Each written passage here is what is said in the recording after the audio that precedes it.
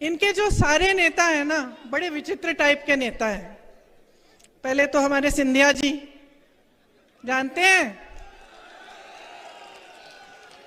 मैंने उनके साथ यूपी में काम किया।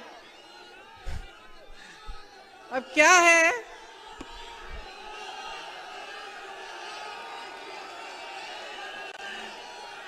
है कि कद में थोड़े छोटे पड़ गए हैं? लेकिन अहंकार में तो भाई वाह। जब हम काम कर रहे थे यूपी में काम कर रहे थे, तो देखो यूपी वालों की, तो हम भी यूपी के हैं, आदत है हम लोग शिकायत, गुस्सा, नाराजगी सब निकाल देते हैं। महाराज बोलने की आदत नहीं है। लेकिन भैया उनके पास जो भी कार्यकर्ता जाता था, कहते हैं दीदी कि हम क्या करें, महाराज महाराज कहना पड़ता है, हमारे मुंह से नहीं निकलता तो फिर कुछ काम ही नहीं होता हमारा। वैसे उन्होंने अपने परिवार की परंपरा अच्छे से निभाई है। विश्वासघात तो बहुतों ने किया है, लेकिन इन्होंने ग्वालियर और चंबा की जनता के साथ विश्वासघात किया है। आपके पीठ में छुरा भोंका है, बनी बनाई सरकार को गिरा दिया, और वो बनी बनाई सरकार आपकी थी, आपने वोट दिया था उसके लिए।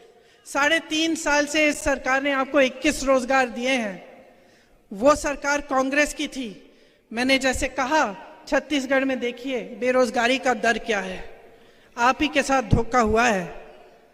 इनकी नेताओं की बात कर रहे हैं तो दूसरे यहाँ के आपके गृह मंत्री महोदय जी की हो जाए। काम है कानून का पालन कराना। पता चला कि दिन भर पिक्चर देखते रहते हैं, कौन क्या पहना है उसकी बड़ी चिंता रहती है इन्हें। आपके पास कपड़े लत्ते नहीं हैं, आप कुछ खरीद नहीं पा रहे हैं, आप किसानी खेती में कमा नहीं पा रहे हैं, इसकी कोई चिंता नहीं है। आगे चलिए, विश्व प्रसिद्ध महान अभिनेता श्री शिवराज चौहान उर्फ मामा जी, एक्टिंग में तो अमिताभ बच्चन के कान काट लें, लेकिन जब काम की बात होती है तो फट से असरानी का रोल पकड़ लेते हैं। और मोदी जी का तो आप पूछिए ही मत। मोदी जी का क्या कहना, देश के पहले ऐसे प्रधानमंत्री हैं जो परमानेंट अपनी ही पीड़ा में परेशान रहते हैं।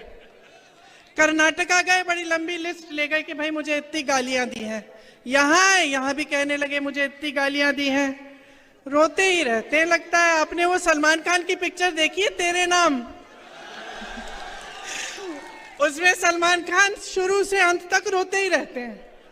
मैं तो कहती हूँ मोदी जी के लिए भी पिक्चर बना देते हैं, उसका नाम रखेंगे मेरे नाम।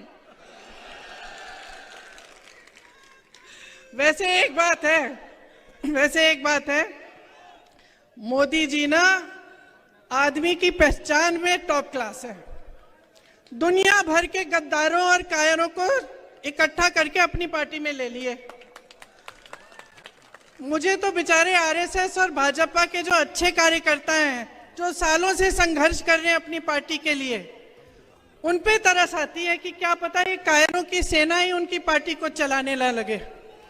ये है हालात।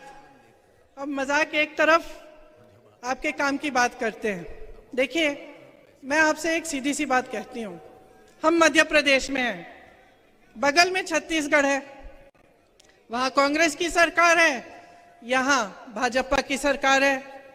तो देखते हैं भाई आपकी सरकार ने क्या किया, छत्तीसगढ़ की सरकार ने क्या किया, और देखते हैं का मतलब ये नहीं है कि प्रियंका गांधी स्टेज पे खड़ी है कह रही है तो आप मान जाए। मत मानिए, आप खुद पता करिए। कोई छत्तीसगढ़ में रहता है, राजस्थान में रहता है, कांग्रेस में के किसी अन्य प्रदेश में रहता है, तो आप खुद पता कर लीजिए वहां की परिस्थितियां क्या है। मेरी बातों पे मत चलिए, मेरा काम है आपको बताना, मैं बताऊंगी। देखिए, छत्तीसगढ़ में किसानों के कर्ज माफ हुए। मैंने आपसे कहा कि धान 2600 रुपए का, हम 2600 हो गया है, अब पहले 24 था, अब 2600 हो गया है, 2600 में खरीद रहे हैं। वहां वन उपज के लिए समर्थन मूल्य मिल रहा है। धान छोड़िए, गेहूं छोड़िए, वन उपज के लिए मिल रहा है। जो महंगाई देश की जो केंद्र सरकार है उसने थोपी है जनता पे, उससे बचाया जा रहा है लोगों को। जो आपके पैसे हैं आपकी जेब में वापस दिए जा रहे हैं। यहां जब भी ये सवाल उठता है भाजपा के प्रदेशों में, उनकी सरकारों में, तो जवाब यही आता है कि पैसे नहीं है। आप ओपीएस को देखिए, कांग्रेस के हर प्रदेश में आज ओपीएस लागू है। हमने ओपीएस लागू किया, वहां उन्होंने पैसे रोक रखे हैं छत्तीसगढ़ में, कि जब हम लागू कर भी रहे हैं तो वो कह रहे हैं हम नहीं देंगे। क्यों? जब ये सबको, बड़े बड़े उद्योगपतियों के कर्ज माफ कर सकते हैं, बड़े बड़े उद्योगपतियों को जो आपकी संपत्ति है वो सौंप सकते हैं, तो आपके लिए, आपके जेब में, चाहे आपका पेंशन हो, चाहे आपके कर्ज माफ करने की बात हो, चाहे महिलाओं के लिए कुछ राहत हो, इसकी बात क्यों नहीं कर सकते?